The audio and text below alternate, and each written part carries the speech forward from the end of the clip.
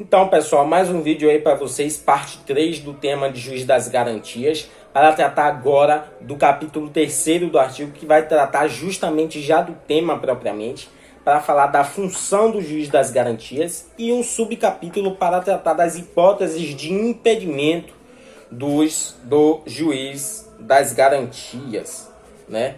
Então, eu digo no capítulo 3 o seguinte: antes mesmo de adentrar no tema das funções, é necessário citar princípios envolvidos neste tópico que são fundamentais à compreensão da função do juiz das garantias. Se você não visualizou o vídeo parte 1, parte 2, na verdade, em que eu trato do Código de Processo Penal e da Constituição, eu falo justamente de princípios constitucionais que se ligam aos princípios do Código de Processo Penal, que todos eles envolvem esse tema central do Instituto do Juiz das Garantias. Então, para você acompanhar essa leitura, volte lá ao vídeo 2 para você conseguir compreender esse instituto. Então, Guilherme de Souza Nutti, no que tange ao princípio do juiz natural e imparcial, classifica estes princípios como os concernentes à atuação do Estado. É importante ratificar que estes princípios são essencialmente constitucionais. Nas palavras do professor e magistrado, o princípio do juiz natural e imparcial, abre aspas, estabelece o direito do réu ser julgado por um juiz previamente determinado por lei e pelas normas constitucionais, acarretando, por consequência, um julgamento imparcial, fecha aspas.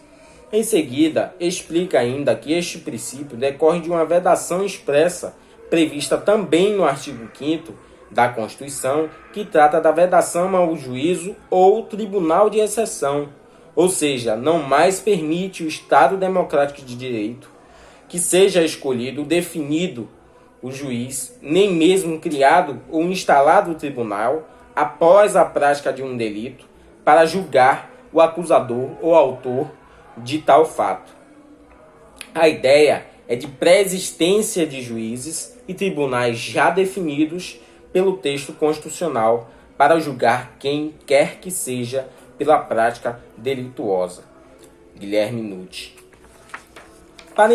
Para o professor e advogado Aury Lopes Júnior, não se pode pensar o princípio da imparcialidade desconectado do sistema acusatório, pois estaríamos a incorrer em grave reducionismo. Também explica que, abre aspas, a imparcialidade é garantida pelo modelo acusatório e sacrificada no sistema inquisitório. De modo que somente haverá condições de possibilidade da imparcialidade quando existir, além da separação inicial das funções de acusar e julgar, um afastamento do juiz da atividade investigatória e instrutória. Muita atenção nesta citação de Aury Lopes Júnior. E eu faço até questão de repetir para vocês. Ele diz que a imparcialidade é garantida pelo modelo acusatório e sacrificada no sistema inquisitório, de modo que somente haverá condições de possibilidade de imparcialidade quando existir, além da separação inicial das funções de acusar e julgar, um afastamento do juiz da atividade investigatória e ou instrutória, também como é conhecida. Fecha aspas. O juiz das garantias está disposto no Código de Processo Penal a partir do artigo 3º-A. O texto deste dispositivo diz que, abre aspas, o processo penal terá estrutura acusatória vedadas a iniciativa do juiz na fase de investigação e a substituição da atuação probatória do órgão de acusação. Fecha aspas. Na obra Código de Processo Penal comentado, o doutrinador Guilherme de Souza Nutti discorre sobre a finalidade da criação e, por sua vez, a função de maneira sintetizada deste juiz. Ou seja, abre aspas, a figura do juiz encarregado de fiscalizar as investigações criminais, além de se tornar responsável por tomar decisões de ordem jurisdicional em nível cautelar. Não se trata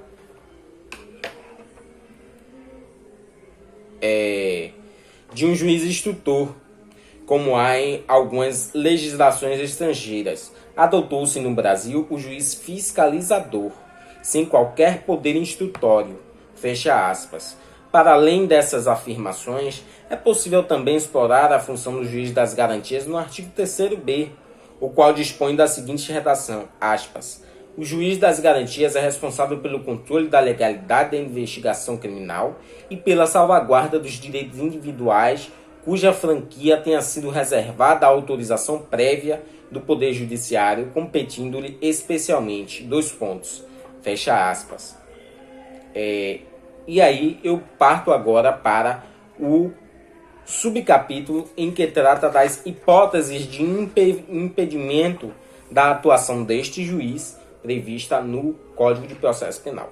A legislação aprovada em 2019 também prevê algumas hipóteses em que o juiz das garantias será impedido de atuar. O artigo 3º-D, seguido de parágrafo único, tem a seguinte dicção, aspas, o juiz que, na fase de investigação, praticar qualquer ato incluído nas competências dos artigos 4º e 5º deste Código, ficará impedido de funcionar no processo. Parágrafo único diz, nas comarcas em que funcionar apenas um juiz, os tribunais criarão um sistema de rodízio de magistrados a fim de atender às disposições deste capítulo. Fecha aspas. Estas são as hipóteses de impedimento, ou seja, aquele juiz que participar da fase prevista no Código intitulada do inquérito policial, artigos 4º e 5º, ficará impedido de participar do processo em si. Como já discorrido antes, o juiz que instruirá o processo participará da instrução do processo em si, em hipótese alguma poderá ter participado ou pode participar da fase pré-processual, ou seja, a fase de investigação, a fase investigatória. Em outras palavras, a doutrina dirá a despeito respectivamente do 3º-D e do parágrafo único que, aspas, o dispositivo neste artigo diz respeito à inviabilidade de um juiz da instrução começar a investigação. Isso sempre foi possível, mas agora é vedado.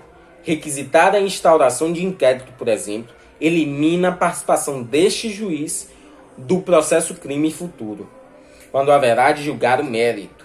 É mais um artigo para consagrar a exata separação entre o juiz das garantias e o juiz da instrução.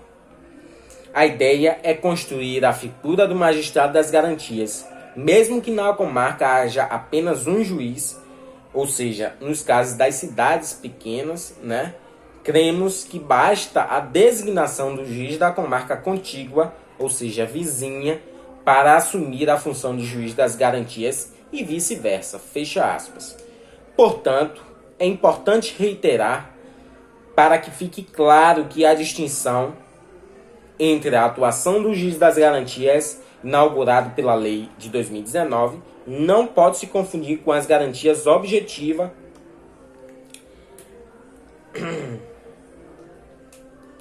não pode se confundir com a atuação do magistrado que irá julgar o mérito da causa.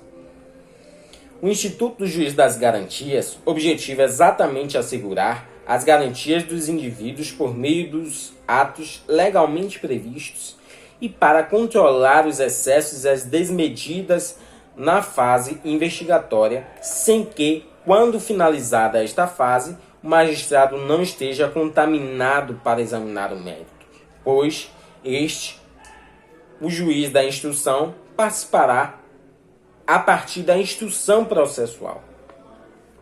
Com isso, eu finalizo a leitura deste 3º capítulo e espero vocês para a leitura do 4º capítulo, onde falaremos das vantagens e das desvantagens do Instituto do Juiz das Garantias. Um forte abraço.